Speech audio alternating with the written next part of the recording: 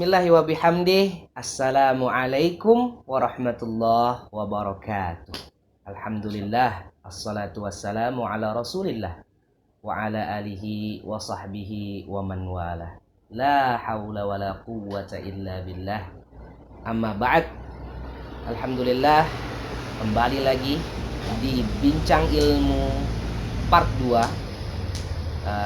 berlokasi di Kuningan, Jawa Barat, dalam rangka controlling bagaimana pembangunan pondok pesantren modern Al-Halimiyah Nahdlatul Wathon.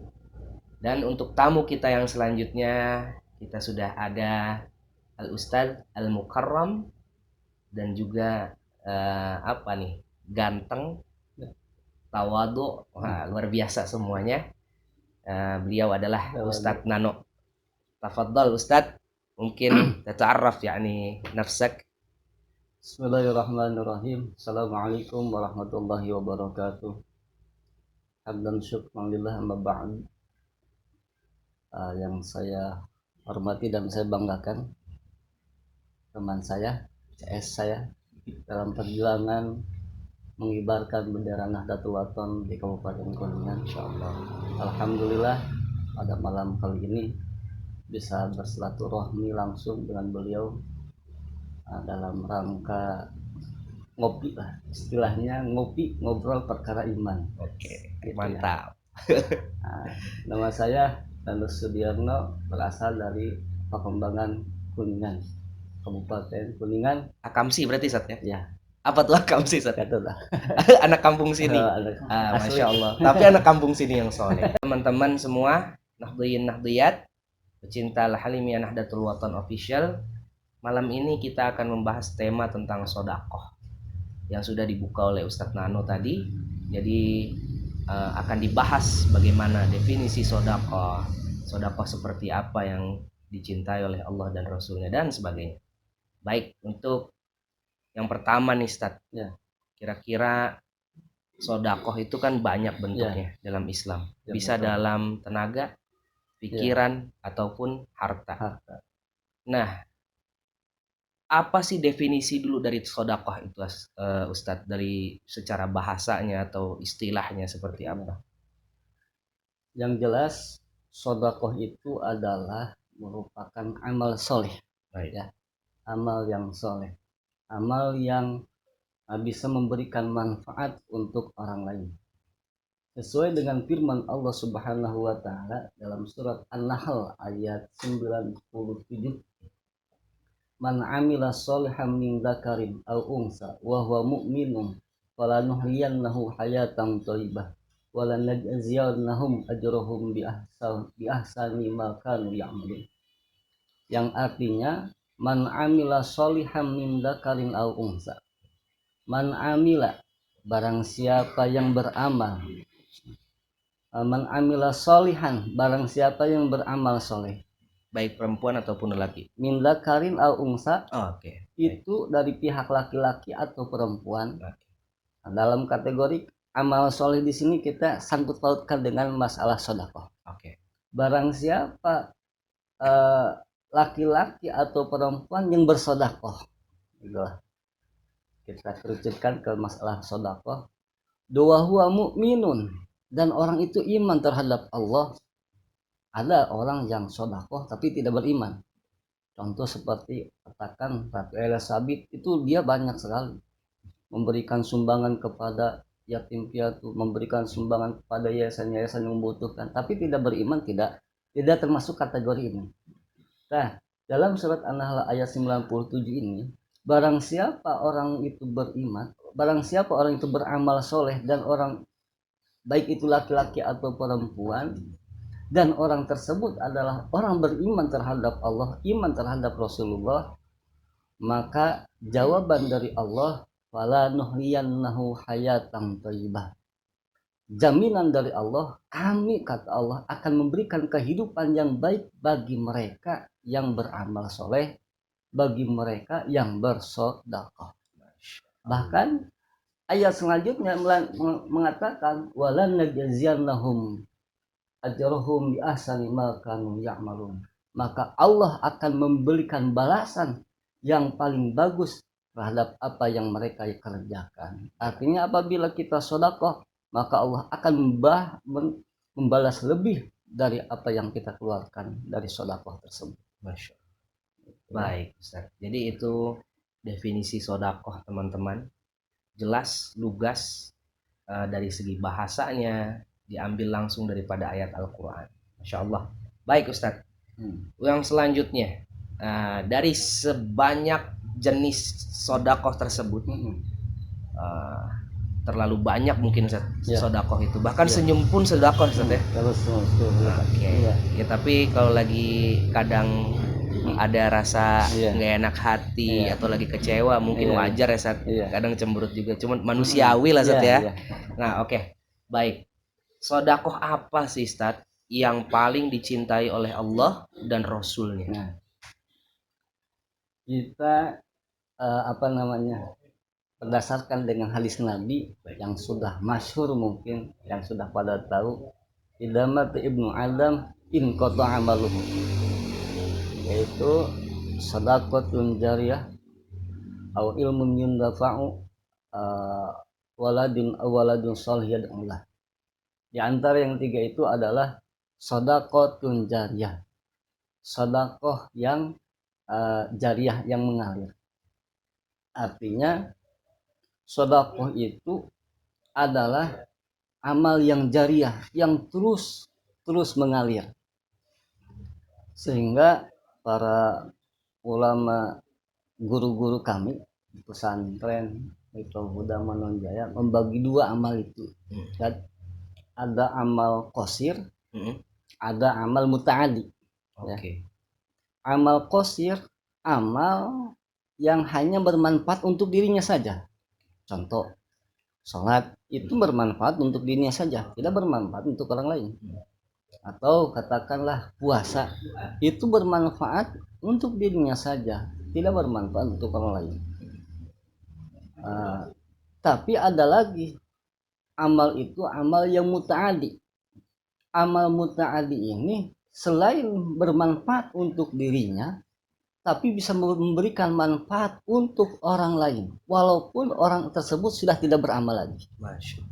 Nah, yang dimaksud di sini adalah tadi sedekahun jariyah.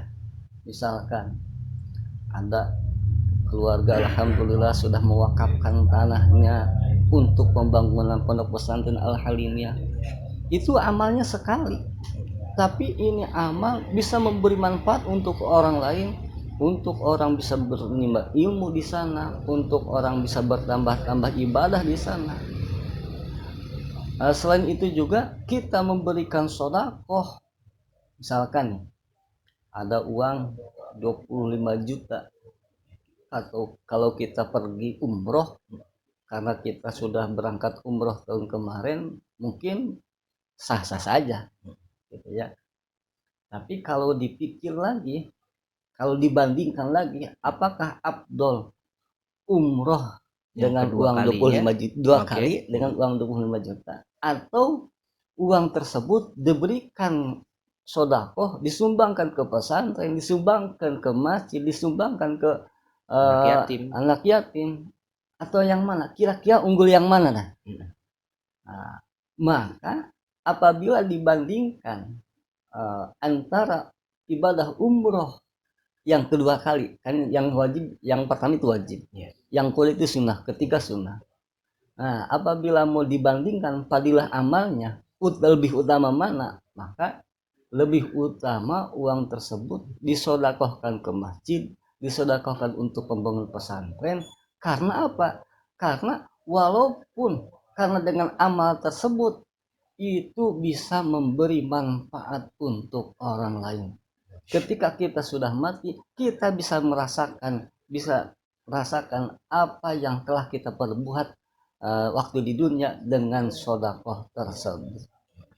Mungkin kalau umroh ya pahalanya juga ada, tapi kalau untuk pembangunan masjid ini sepanjang masa, selagi bangunan itu masih berdiri kokoh, pahala terus akan mengalir, terus akan mengalir. Oleh karena itu saya menghimbau kepada seluruh permisa nahdiyin wal nahdiyat, atau siapapun Anda, mari kita sama-sama bergerak ke hati untuk ikut andil untuk pembangunan pondok pesantren Al Halimiyah Nahdlatul Wathon Balai Kambang. Masya Allah.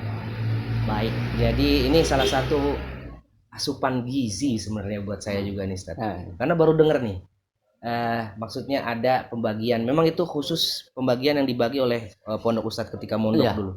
Dari guru antum berarti Ustaz ya? Ya, dari guru saya. Ini adalah ilmu juga, ilmu baru. Jadi ada amal qasir dan amal muta'addi. Amal qasir hanya amal yang bermanfaat untuk diri kita ya Ustaz. Dan amal muta'addi itu adalah amal yang berguna atau bermanfaat untuk orang banyak. Selain untuk bermanfaat untuk diri, bermanfaat juga untuk orang lain. Baik, Masya Allah. Jadi double sebenarnya. Double track. Mantap. Siap. Yang ketiga Ustaz. Nah, ini banyak juga diperbincangkan sebenarnya. Kadang orang mau sedekah atau orang ingin mencontohkan bersedekah. Nah, dia ragu-ragu jadi akhirnya. Kadang kalau kita lagi kecil dulu mungkin Ustaz ya. Sedekah, ayo gede-gedean siapa mungkin gitu kan. Nah, setelah besar mungkin dia juga berpikir niatnya sebenarnya bagus Ustaz ya. Karena takut dijadikan sodakoh itu sebagai hal yang riya untuk dirinya. Nah, boleh nggak sih bersodakoh kita, harta kita, pikiran kita, tenaga kita itu secara terang-terangan, maksudnya, dan juga mencontohkan kepada orang niatnya seperti itu. Hal sodakoh untuk diumumkan di halayak banyak atau di muka umum itu merupakan hal yang boleh saja. Bahkan kalau itu jadi uswah atau jadi contoh bagi yang lain itu harus gitu ya. Adapun masalah takut ria, takut gak ikhlas, lebih baik banyak gak ikhlas daripada sedikit gak ikhlas gitu. Oke, paham saya. Poinnya di situ ya Ustaz ya. Iya, jadi untuk masalah ikhlas itu bisa mengikutilah nanti. Yang penting kita sedekah diumumkan itu boleh. Bahkan hadis Nabi mengatakan, ya Ali, Nabi Muhammad SAW berwasiat kepada Sayyidina Ali karamallahu wajhah, ya Ali, tasaddaq ala mautika, fa innallaha qad wakala malaikah yahmiluna sadaqatil ahya ilahim fayafrahuna biha asyaddu ma kanu yafrahuna fid dunya. Yang artinya, hai Ali, kamu harus bersedekah untuk orang yang sudah mati. Tasaddaq ala mautika, sedekahin orang yang sudah mati. Jadi kalau kita mau sedekah terus diumumin, terus mislu sawabnya untuk fulan bin fulan, untuk almarhum keluarganya, itu boleh. Gitu ya. Jadi jangan dibid'ah ini. Nah, ini hadisnya jelas. Kitabnya ada Wasiatul Mustafa. Kenapa? Fa innallaha qad wakalal malaikah. Maka sesungguhnya Allah itu telah mewakilkan kepada malaikat yahmiluna sadaqatil ahya ilahi. Allah ini sudah mewakilkan kepada malaikat untuk membawa pahala sedekah orang-orang yang hidup untuk mereka yang sudah mati. Sehingga mereka fayafrahuna biha, mereka yang di alam kubur ini merasakan kebahagiaan yang sangat luar biasa seperti kebahagiaan mereka ketika hidup. Bahkan mereka berkata, Allahumma ghfir liman nuwa qabrona wa basyirhu bil jannah kama basyarna biha. Yang artinya, ya Allah, ampunilah gitu ya. Ampunilah bagi orang yang telah sedekahkan, menghadiahkan sedekahnya sehingga kuburan jadi caang, sehingga kuburan jadi terang benderang. Jadi ketika kita sedekah untuk ahlul bait yang sudah mati, maka itu kuburannya jadi terang dengan mislu sawab sedekah yang kita berikan. Wa basyirhu bil jannah. Ya Allah, berikanlah kabar gembira untuk mereka yang sedekah kepada kami yang sudah mati, dengan surga seperti mereka memberikan kabar gembira dengan kami dengan sodakohnya. Jadi artinya sodakoh ini, karena tadi kembali ke awal, sodakoh ini adalah amal yang mutaadi, amal yang bermanfaat untuk dirinya dan bisa bermanfaat untuk orang hidup dan bermanfaat juga orang yang sudah mati, tanpa dikurangi 1% pun pahalanya. Karena bahasa mislu sawab. Nah, mungkin Ustadz telah itu ya. Baik. Jadi hal diumumkan itu boleh saja untuk jadi syiar. Masya Allah. Baik, jadi teman-teman semua jangan ragu lagi mau bersedekah untuk keluarga yang sudah meninggal ya Sat ya, atau dikhususkan untuk diri pribadi juga. Yang penting bisa punya manfaat untuk orang lain.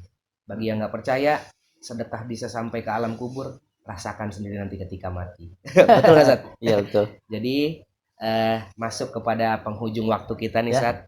Insya Allah nanti kita bisa berbincang lagi ke depannya. Yang terakhir nih Sat, pesan-pesan Ustadz bagi masyarakat Nahdliyin, Nahdliyat, dan juga para pemuda Kuningan, pemuda-pemudi Kuningan juga ya, harus seperti apa mereka ketika di zaman yang sangat banyak fitnah ini. Pesan terakhir untuk para Nahdliyin, Nahdliyat dimanapun berada, zaman sudah semakin parah lah kalau dibahasakan. Supaya kita tetap dalam thariqah Ahlus Sunnah wal Jamaah, jangan jauhi pesantren, jangan jauhi pesantren salafun shalihun, karena cuma itu benteng terakhir, akidah kita, benteng terakhir NKRI.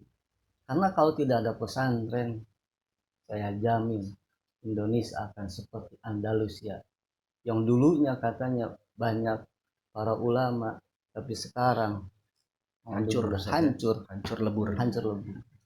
Kenapa Indonesia kuat? Karena ada pesantren, karena ada ulama Nahdliyin, ada Nahdlatul Wathon, ada Nahdlatul Ulama. Tanpa bimbingan mereka, tanpa bimbingan para masyayikh, mungkin Indonesia tinggal sebuah nama, sebagaimana dikatakan dalam keterangan kalau nggak salah kitab Nashahul Ibad, laulal ulama lakanna nas kalbahaim. Kalau manusia tanpa dibarengi ulama, kalau di Indonesia tidak ada ulama, kalau di Indonesia tidak ada pesantren, maka seluruh manusia akan seperti hewan, akan mudah diadu dombakan, akan mudah dipengaruhi dengan hal-hal yang jahat. Mungkin itu saja. Jangan jauhi pesantren, dekati pesantren, bahkan harus kita terlibat di dalam usaha. Itu saja. Oke. Seperti juga lagu yang disebutkan oleh saya lupa pengarangnya, tapi judulnya Man Ana. Man ana man ana laulakum. Siapa kita ini? Ya Sat ya. Siapa kita ini kalau bukan karena engkau, wahai guru-guru kita, masyayikh kita, asatidzah kita. Baik teman-teman semua, sampai kita di penghujung waktu. Terima kasih diucapkan sebesar-besarnya atas ilmu yang sangat bermanfaat insyaallah Ustadz. Amin. Ustadz Nano mudah-mudahan sehat selalu. Amin. Next kita akan bikin video lagi, bikin konten lagi yang bermanfaat untuk umat insyaallah. Baik kawan-kawan semua, bincang ilmu part 2 sudah selesai. Semoga next video akan jauh lebih baik lagi, jauh lebih bermanfaat lagi. Bertemu lagi dengan Ustadz Nano, kita kaji hal-hal yang sangat trending ataupun hal-hal yang sangat sudah lupa mungkin dari dalam diri kita yang harus diingatkan selalu oleh guru-guru kita. Thayyib, wallahul muwafiq wal hadi ila sabilir rasyad. Wassalamualaikum warahmatullahi wabarakatuh. Waalaikumsalam.